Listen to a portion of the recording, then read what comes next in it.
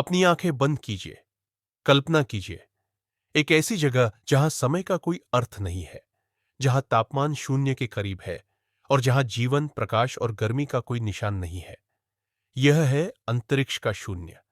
इस अनंत अंधकार के बीच कुछ ऐसे विशाल ठंडे बादल तैरते हैं जो किसी भी इंसान की कल्पना से परे है। ये धूल और गैस के घने अपारदर्शी भंडार है, जिन्हें हम निहारिकाएं, नेबुलाe कहते हैं। सदियों से हमने इन टिमटिमाते बिंदुओं को देखा है, उन्हें देवताओं का निवास, भाग्य के संकेत और अनंत काल का प्रतीक माना है। लेकिन क्या आपने कभी एक पल के लिए भी सोचा है कि यह सारा प्रकाश आखिर आया कहां से? यह सवाल ब्रह्मांड का सबसे बड़ा रहस्य है, और इसका जवाब छिपा है एक ऐसे अद्भुत, हिंसक और जादुई रूपांतरण में, जहां गुरुत्वाकर्षण धूल के कणों को खींचकर उन्हें हमारे ब्रह्मांड के सबसे शक्तिशाली और चमकदार इंजन में बदल देता है। हम आपको एक ऐसी यात्रा पर ले चल रहे हैं जो लाखों वर्षों में फैली हुई है। एक यात्रा जो हाइड्रोजन और हीलियम के ठंडे बिखरे हुए बादलों से शुरू होती है और 15 मिलियन डिग्री सेल्सियस पर हाइड्रोजन को हीलियम में फ्यूज करने वाले एक धधकते हुए सूर्य के जन्म पर समाप्त होती है। ये कहानी केवल तारों की नहीं है, ये कहानी है जीवन की। ये कहानी है उन भारी तत्वों की जो हम सबके अंदर है। क्योंकि जैसा कि विज्ञान ने हमें सिखाया है, हम सभी उसी सामग्री से बने हैं जो कभी किसी तारे के अंदर थी। वक्ता, आज हम खोलेंगे ब्रह्मांड की सबसे बड़ी जन्म कथा। यह है सितारों का जन्म धूल से प्रकाश तक। यह इंट्रो एकदम सही माहौल बनाएगा और दर्शकों को आगे की कहानी सुनने के लिए तैयार करेगा। भाग एक, प्रस्तावना। ब्रह्मांड का जादू। रात के आकाश को देखिए। हर टिमटिमाता तारा खरबों वर्षों से जलता हुआ एक विशालकाय परमाणु रिएक्टर। लेकिन ये प्रकाश के बिंदु पैदा कैसे हुए? यह सवाल सदियों से इंसान को चकित करता रहा है। प्राचीन काल में हमने इन्हें देवताओं का निवास समझा। आज हमारे पास दूरबीनें हैं और हमारे पास विज्ञान है, और यह विज्ञान हमें एक ऐसी यात्रा पर ले जाता है जो किसी जादू से कम नहीं। धूल के एक साधारण बादल से लेकर ब्रह्मांड के सबसे चमकदार तारे के जन्म तक। वक्ता, यह है सितारों का जन्म धूल से प्रकाश तक। एक ऐसी कहानी जो बताती है कि कैसे जीवन को जन्म देने वाले तत्व अस्तित्व में आए। भाग दो, जन्म का पालना। आणविक बादल तारों का जन्म होता है आणविक बादलों, मोलिकुलर क्लाउड्स में। ये विशालकाय ठंडे गैस और धूल के बादल हैं, अक्सर लाखों सूर्य के द्रव्यमान जितने बड़े। कल्पना कीजिए, ये बादल इतने ठंडे होते हैं कि इनका तापमान लगभग -263 डिग्री सेल्सियस तक पहुंच जाता है। वक्ता, ये बादल मुख्य रूप से हाइड्रोजन और हीलियम से बने होते हैं, लेकिन ये स्थिर नहीं रहते।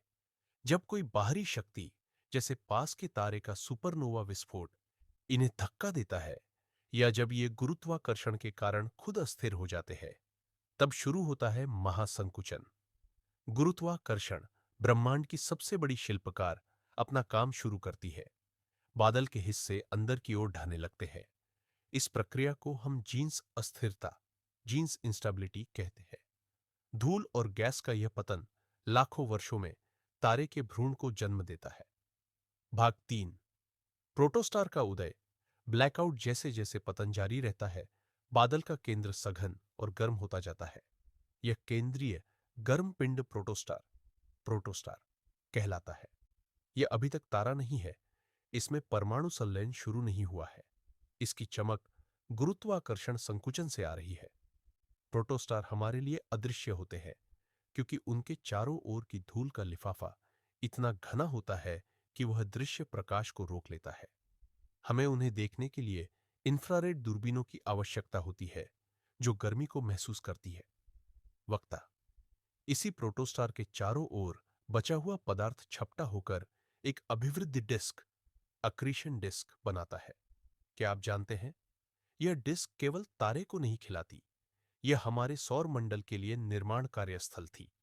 इस अविश्वसनीय गर्मी और दबाव पर परमाणु संलयन शुरू हो जाता है।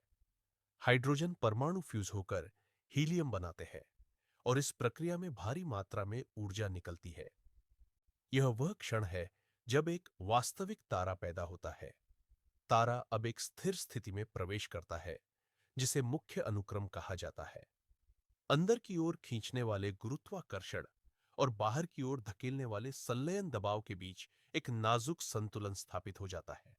हमारा सूर्य भी इसी मुख्य अनुक्रम पर है और यह अगले 5 अरब वर्षों तक ऐसे ही जलता रहेगा। भाग 5। निष्कर्ष। हम सब सितारे हैं। जैसे ही तारा जलना शुरू करता है, उसकी शक्तिशाली विकिरण अपनी जन्मभूमि के शेष धूल और गैस को अंतरिक्ष में धकेल देती है, एक तरह से अपने घर को साफ कर देती है। यह एक अविश्वसनीय यात्रा है, अंधेरे और ठंडे बादल से लेकर 15 मिलियन डिग्री सेल्सियस की परमाणु भट्टी तक।